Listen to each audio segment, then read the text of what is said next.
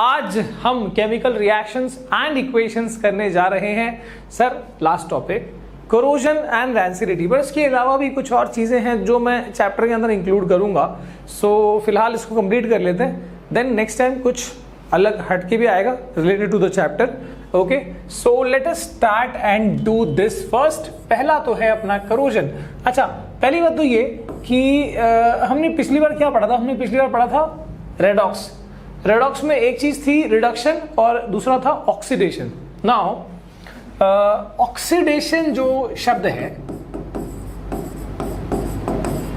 वो अपने आप में ना बहुत बहुत गहरा है। ऑक्सीडेशन मतलब कई चीजें हमारे आसपास में ना ऑक्सीडाइज हो रही होती है।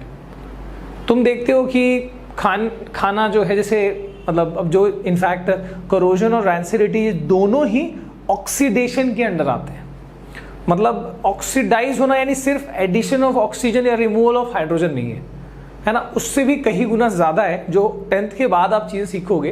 तो जब हम बोलते हैं कोई मेटल जो है उस पर कोरोजन हो रहा है या मेटल के ऊपर जंग लग रहा है, आयरन के ऊपर या स्टील के ऊपर, या कोई चीज कोई मेटल है ना उस पर डिस्कलर हो रहा है, कुछ ऐसी चीज हो रही है, फेड हो रही है, तो यानी वो एटमॉस्फेरिक एलिमेंट्स उसके ऊपर अटैक कर रहे हैं, है ना।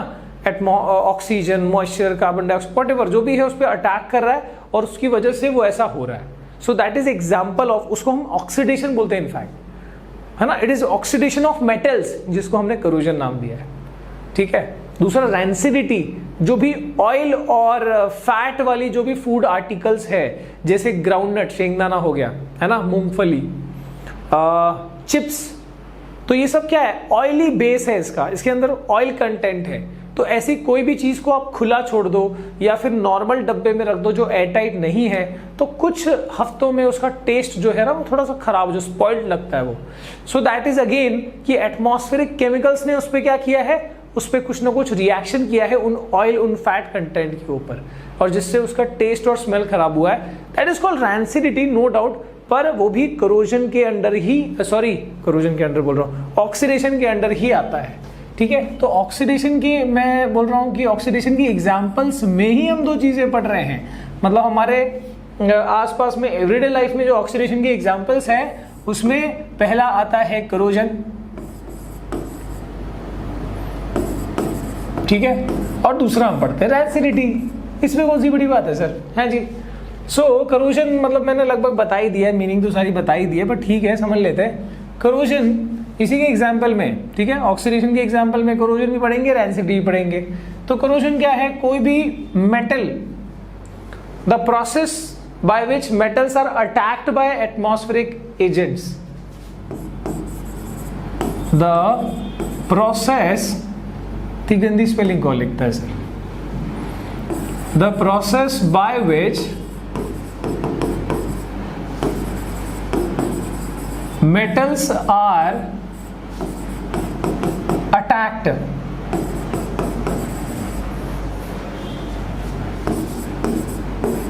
by atmospheric agents like oxygen, moisture। moisture क्या होता है? moisture क्या होता है? it is water, पेपर ही होता है, वाटर कंटेंट ही होता है। सो हवा के अंदर जो पानी का कंटेंट है that is moisture. Carbon dioxide और भी काफी केमिकल्स है जो ये कर सकते हैं, मेटल को अटैक कर सकते हैं, ठीक है। जैसे हमको पता होगा know that is called corrosion. तो इसके एग्जांपल्स बता दूं मैं यहाँ पर, मुझे लगता है यहीं पर मैं बता दूंगा दूसरा वाला भी एग्जाम्पल बता रहा हूँ। जैसे कि आयन वाली कोई भी चीज होती है, लोहे की कोई भी चीज है, लोहे का आर्टिकल है या लोहे से बना हुआ अपना स्टील है, it is alloy of ion, है ना। तो उसके ऊपर रस्ट लग जाता है। रस्ट हम सबके लिए यूज नहीं कर सकते, आयन या स्टील के चीजों के लिए बोलते हैं। वी कैन नॉट से कि गोल्ड पे रस्ट लग गया, गोल्ड पे रस्ट नहीं लगता है। रस्ट इज द थिंग, मतलब ऐसा कोरोजन जो आयन या उसके अलॉयज पे लगा है उसको रस्ट बोलते हैं। बाकी generally it is called corrosion. General सबके लिए बोलना है तो कोरोजन बोलोगे, ठीक है। तो आयन वाली चीजों पे क्या होता है? कौन अटैक करता है? ऑक्सीजन अटैक करता है, मॉइस्चर अटैक करता है, और वो उसको रस्ट में बदल देता है। उसके ऊपर रस्ट कौन से कलर का? रेडिश कलर का आता है भैया, है ना, आयन ऑक्साइड, सो रेडिश कलर का अपीयरेंस आता है। ओके अच्छा, एक बात और समझना कि लोहे की चीज पे जंग लगने के लिए क्या दोनों ही चीजें जरूरी है कि दोनों में से कोई एक भी रहेगा तो हो जाएगा?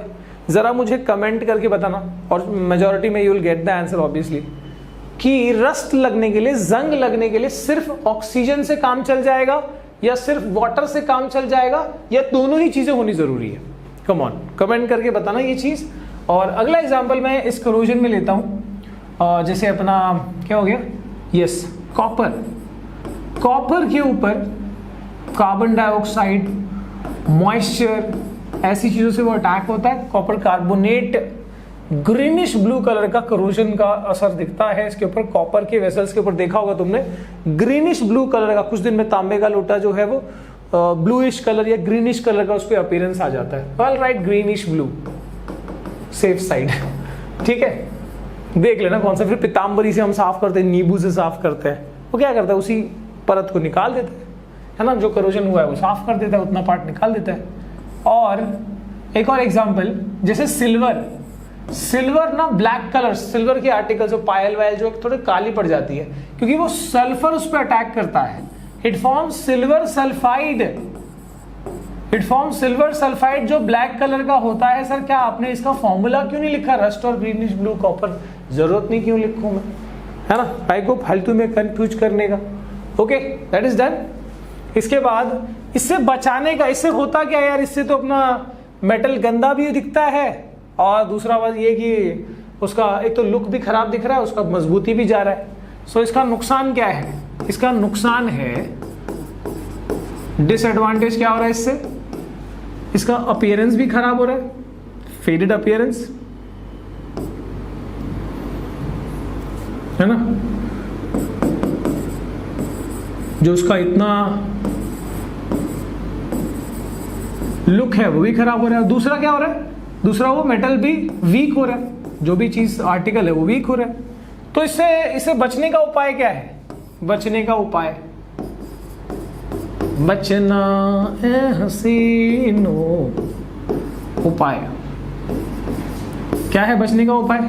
ऐसे तो हम मेटल नॉन मेटल में एकदम गहराई में पढ़ते हैं इसको, इस चैप्टर में थोड़ा ऊपर से बात करें, सिर्फ नाम लेता हूँ। जैसे हम पेंट करते हैं मेटल्स को, है ना, हम कुछ ऐसे चीज़ें होती है जैसे फैन वैन में हम ऑयलिंग कर देते हैं, है ना, मशीनरीज में हम ग्रीजिंग कर देते हैं, ग्रीस लगाते हैं ना उसके ऊपर, ऑयल या ग्रीस, ठीक है। इसके अलावा और भी प्रोसेस है, जैसे एनोडाइजिंग है, अलॉइंग है, गैल्वेनाइजेशन है, क्रोम प्लेटिंग है। ये सारी चीज़ें जो है ना, ये हम पढ़ेंगे मेटल्स नॉन मेटल्स चैप्टर में गहराई में, ठीक है। तो ये जो प्रोसेस है, जैसे अलॉइंग, तो अलॉइंग में क्या होता है, हम जैसे हमने आयन को, लोहे को अलॉय बनाया स्टील, तो बेसिकली आयन में हमने कार्बन के पार्टिकल्स इंट्रोड्यूस करे और फिर स्टील बना।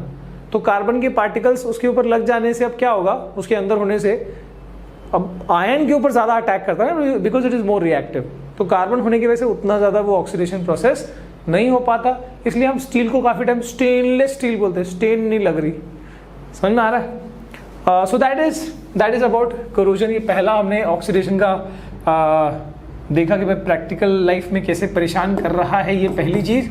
और दूसरी चीज है क्या, रैंसिडिटी, एसिडिटी नहीं भाई, रैंसिडिटी। सो रैंसिडिटी में क्या है भैया, रैंसिडिटी क्या है?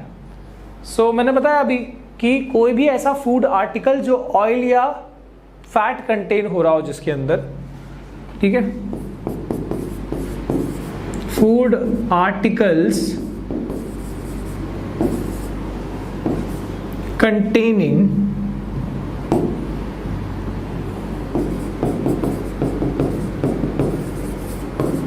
oil or fat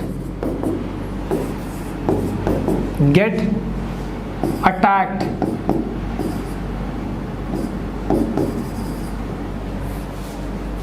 अटैक तो ये लिखो, इसको थोड़ा सा अटैक अजीब वर्ड नहीं लग रहा, ठीक है। गेट स्पॉइल्ड या गेट ऑक्सीडाइज्ड, बढ़िया वर्ड है, get oxidised by reaction of atmospheric chemicals which ultimately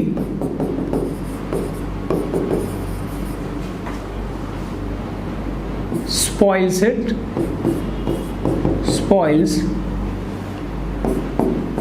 taste and smell या and odor यानी smell, ODOUR.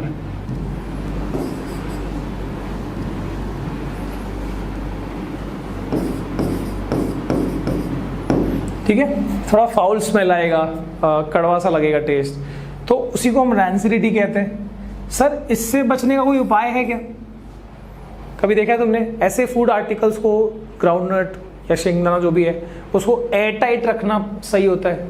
एयर सील जो आता है ना, एकदम सील लॉक वाला आता है, तो एयर टाइट रखना सही रहता है. दूसरा, जो चिप्स आती है, जैसे बहुत सारी चिप्स आती है जिसमें हवा ज़्यादा होता है, चिप्स 2-4 ही होती है, ठीक है, हम बेसिकली हवा के पैसे दे रहे थे, तो वो हवा क्या होती है, दैट इज वो उसको बचाने के लिए है. ठीक है, हालांकि ज़्यादा भर दी है उसको.